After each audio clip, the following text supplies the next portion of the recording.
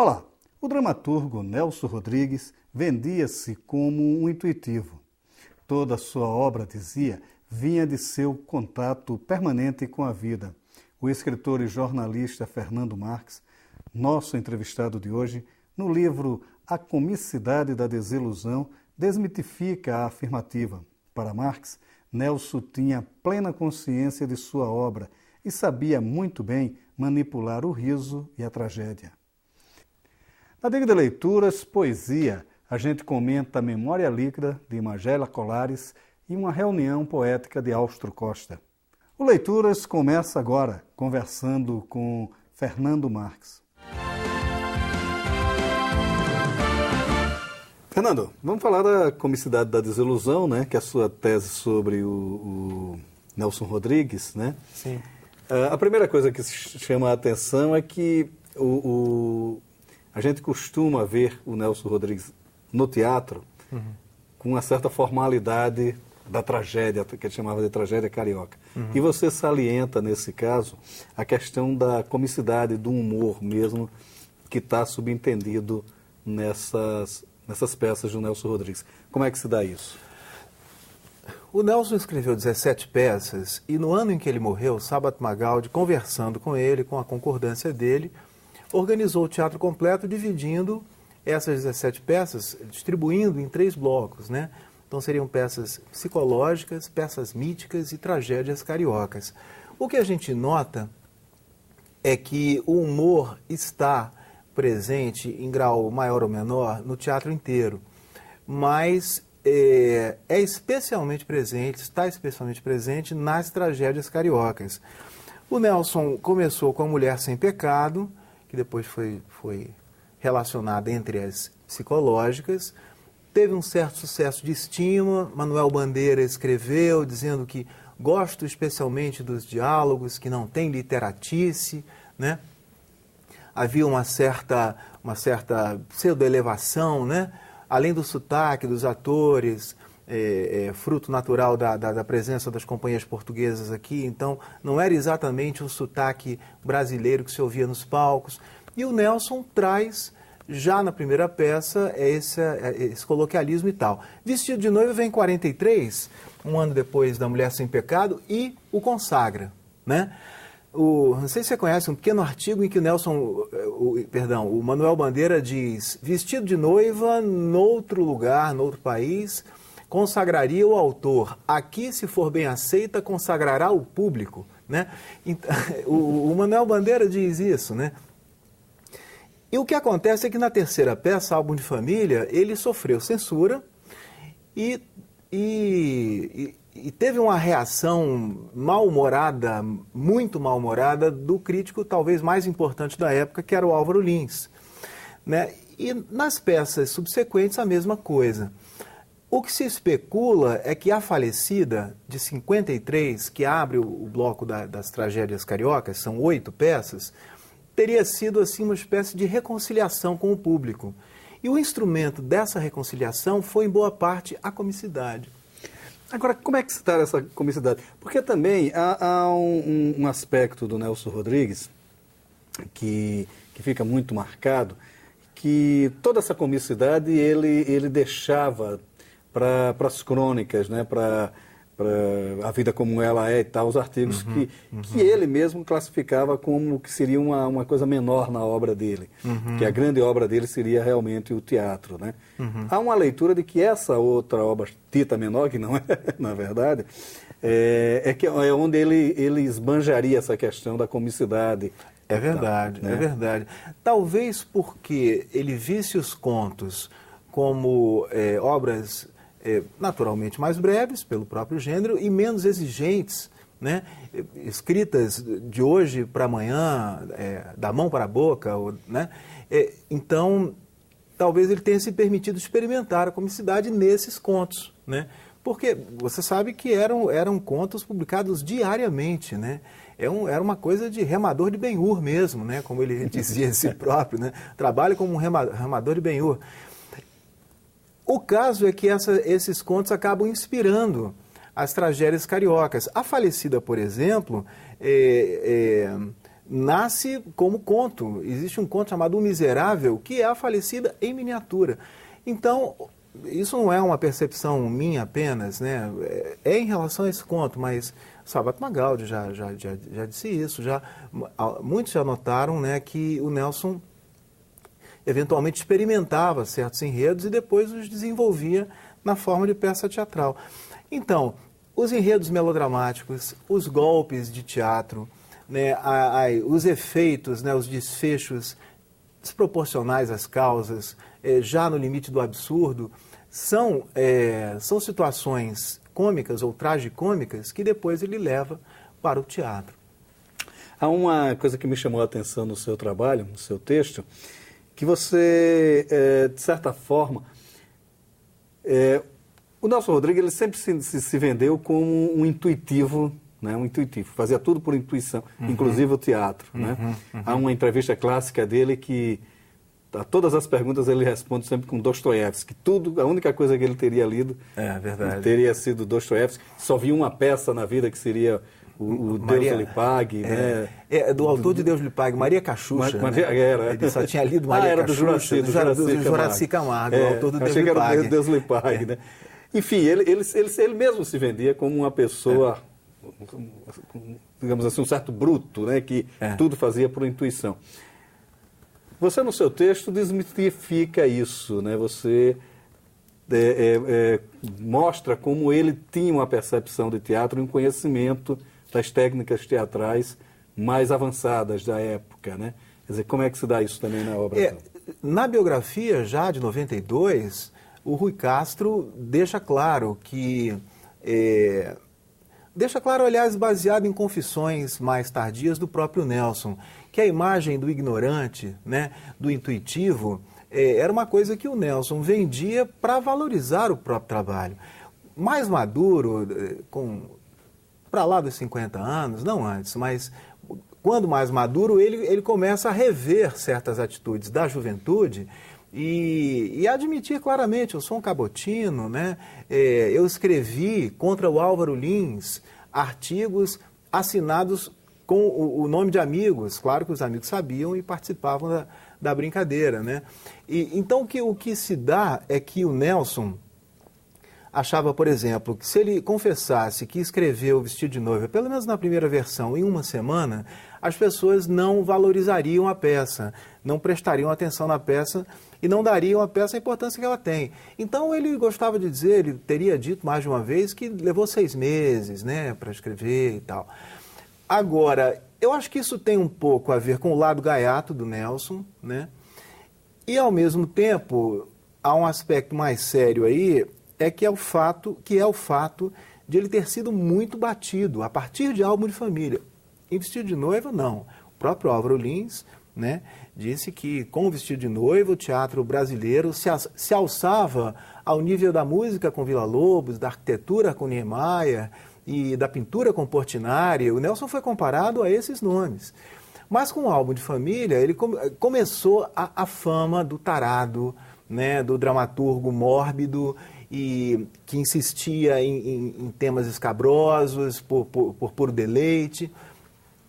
E num depoimento já de 49, no qual ele ainda não confessa que escreveu contra o Álvaro Lins como vingança e tal, mas ele diz, olha, os adversários eram de meter dó, a fragilidade dos críticos era grande, né? Então, acho que o Nelson, cronista, usou muito o humor para se defender, né?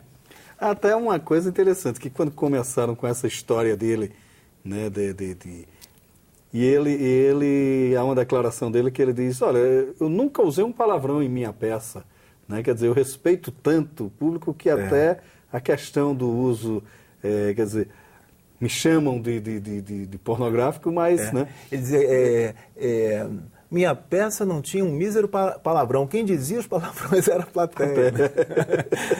Tinha isso.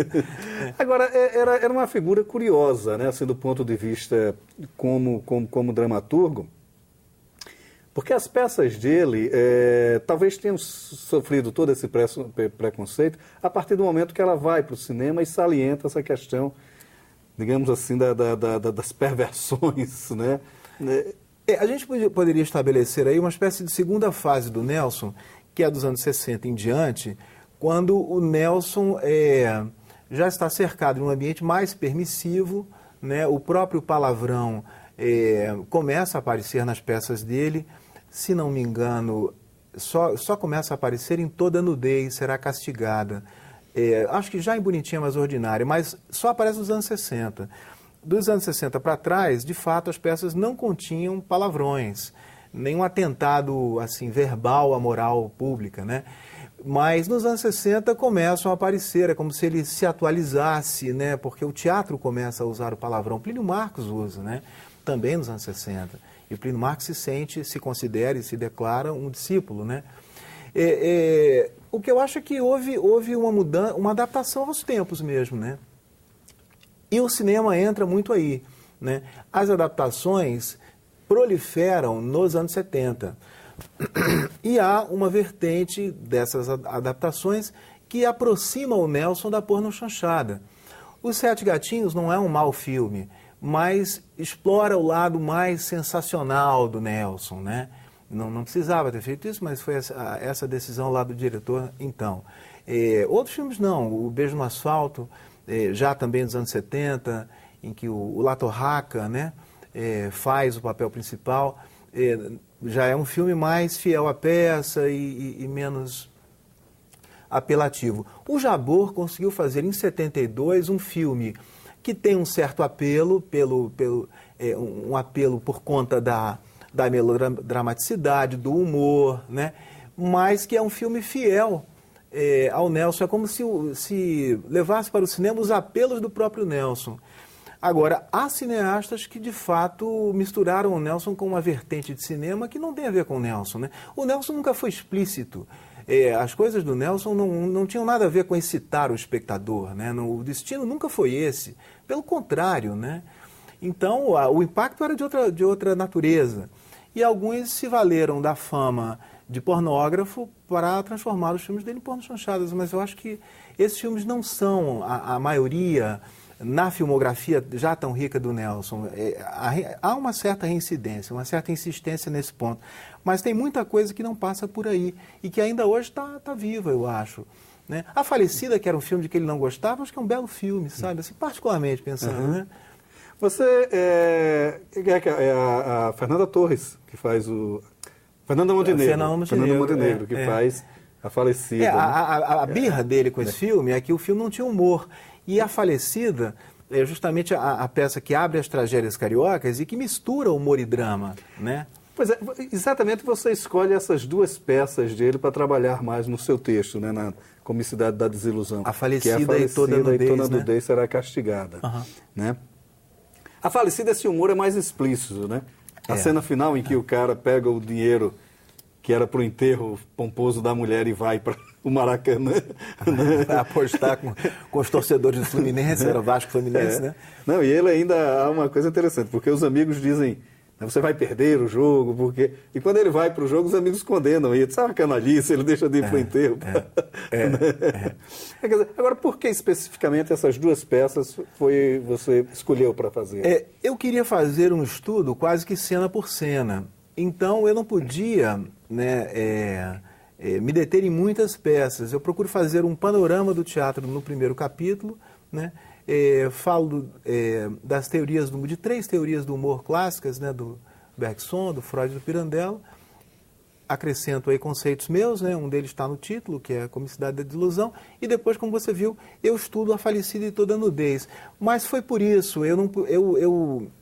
na verdade, o livro é a dissertação de mestrado reescrita, revista e tal, né, o doutorado já é outra coisa, sobre teatro musical, até falamos aqui uma vez no seu programa, sobre a tese sobre teatro musical e tal, mas eu queria fazer um estudo quase que linha por linha.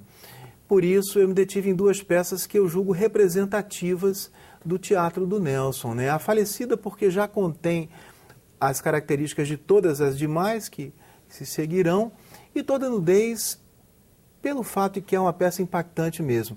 De fato, o humor em Toda Nudez, ao final, sobretudo, escasseia, né?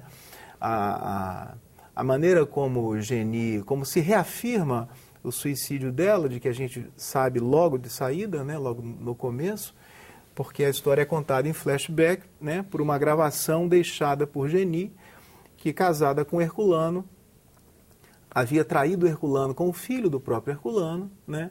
Esse garoto foge, né? Sarcasticamente o Nelson o põe fugindo com o sujeito que o havia currado na cadeia, né? E a Geni, ao saber dessa fuga e ao ser abandonada, então se mata.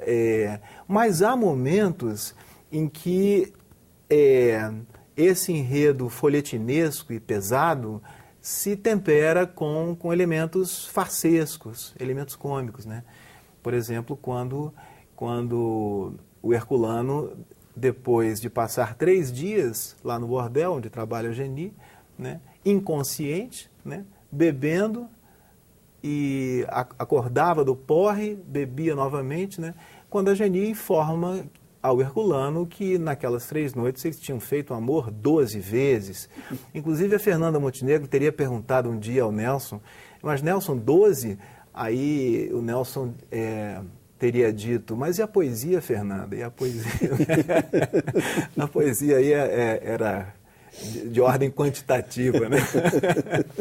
Agora, é uma peça também, é interessante, que você faz um certo paralelo entre A Toda Nudez Será Castigada e aspectos da tragédia grega, né? Quer dizer, aqueles dramas familiares que foram típicos da tragédia grega, que você acaba remontando um pouco na leitura que você faz do Toda Nudez Será Castigada. Como é esse paralelo? Pois eu vou me valer de um conceito do Antônio Guedes, que é um diretor e estudioso carioca, quando ele diz que nos gregos havia uma luta entre deuses e homens, né? Então, os seres humanos figurados no herói, né, teriam cometido algum pecado, né, contra a ordem governada pelos deuses, né? Então viria o destino, né, formulado pelos deuses, e, em geral sob a forma de castigo, né, de sofrimento, e com a queda do destino sobre o herói, abatendo o herói, você teria uma recomposição daquele mundo, daquele cosmo, né, contra o qual o herói faltou, né? No Nelson, você tem, em lugar de deuses, você tem a opinião pública, né? E você tem o herói faltando de alguma forma. Só que ele falta pelo excesso do desejo, né? O excesso no herói grego era de variada natureza. No Nelson é quase sempre ou sempre o desejo excessivo que colide com as normas, né? Só que você, ao final, não tem a recomposição de cosmo nenhum, porque nem a opinião e nem a atitude do herói valem grande coisa, né?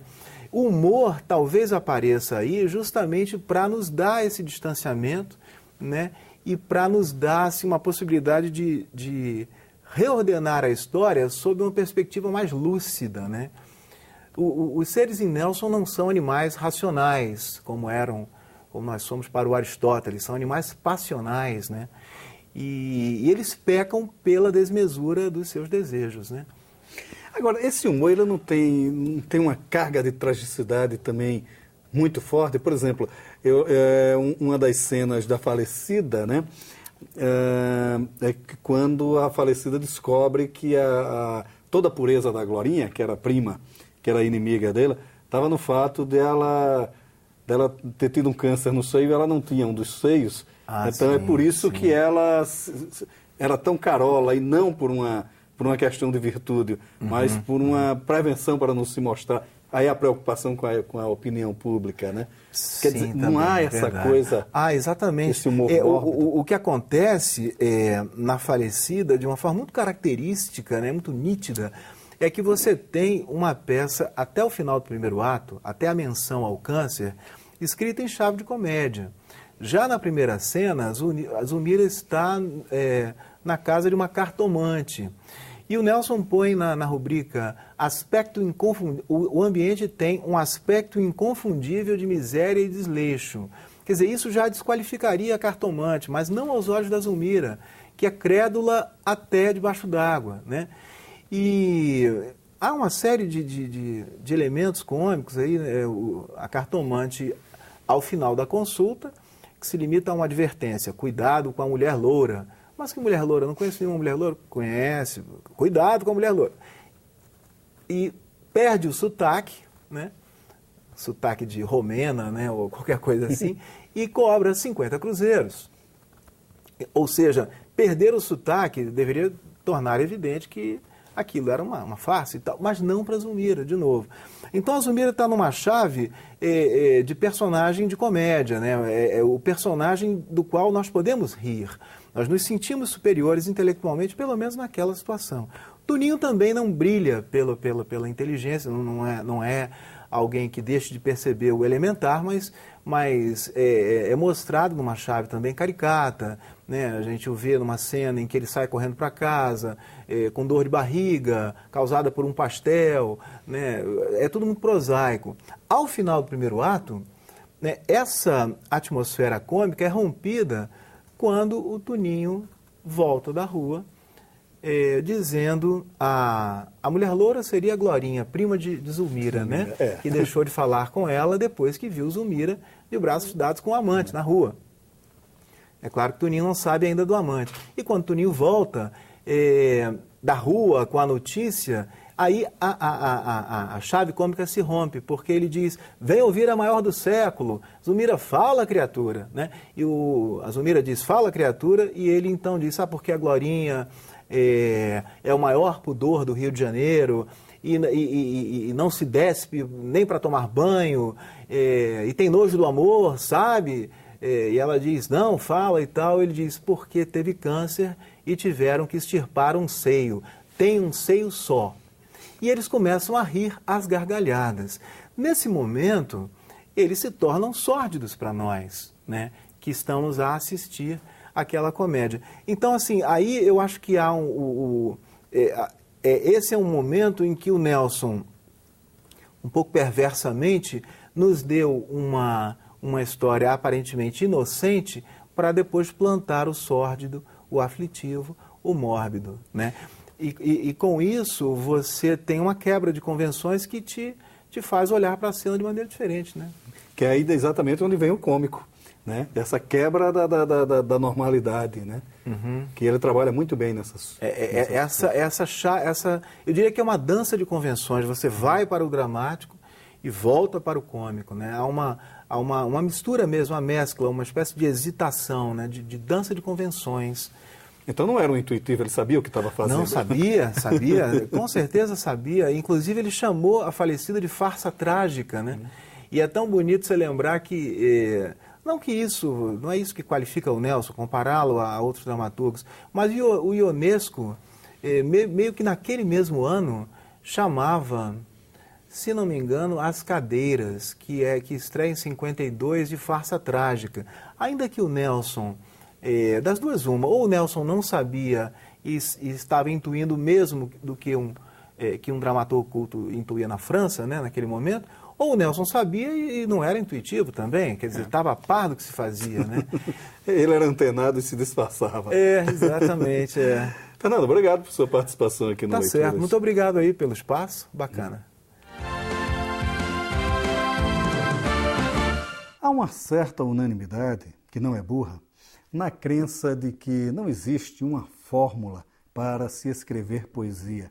Existe sim o mau e o bom poeta, os maus e os bons poemas. Daí que tanto o verso livre quanto a poesia mais formal, se bem escritos, transitam no mesmo patamar. Magela Colares é um poeta que manipula várias formas. Seu mais recente livro, Memória Líquida, lançado pela Confraria do Vento, revela um artesanato de grande qualidade que se utiliza da forma também como instrumento da mensagem e da beleza. Os versos de Magela Colares podem ser definidos como visuais. Há um privilégio da convocação à imaginação. São constantes as provocações para que o leitor formule imagem e tente acompanhar a trilha de beleza do poeta. Sou poeta e penso em verso, diz. Mais adiante, se utiliza de contradições. Nos ecos do silêncio eu vi a morte. E assim segue. Busca a rima quando necessário e até namora com um concretismo consequente, pois todo o seu ponto de partida é o favorecimento de uma mensagem bela e verdadeira. Um poeta de fato, enfim. Patativa do Assaré dizia encontrar um verso em cada galho de mato que via. A poesia brasileira passa por este caminho.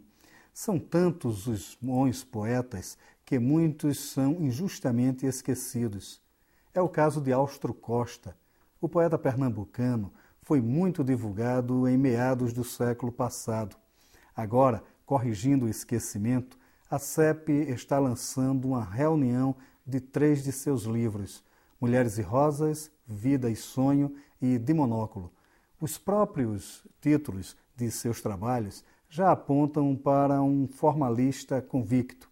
E Austro Costa era mesmo assim, um cultor da métrica e da rima. Isso, no entanto, não minimiza seu trabalho, sempre rico e com fortes expressões poéticas. Ao contrário, ele pode e deve ser lido como um pré-modernista que trazia em seus versos já um sotaque inovador. O primeiro desses livros, Mulheres e Rosas, por exemplo, surgiu em 1922, o ano da semana, quando, no Recife, o ambiente intelectual já debatia as inovações da poesia. Austro foi marcado por esses debates e criou uma poética belamente marcada por discreta sensualidade e pelo culto à terra. Sem dúvida, um canto até hoje moderno. As várias formas de poetizar a vida e a terra, Memória Líquida, de Magela Colares, e Reunião Poética, de Austro Costa. O Leituras de hoje fica por aqui, e você bem pode ficar na companhia de bons autores e bons livros. Até nosso próximo encontro.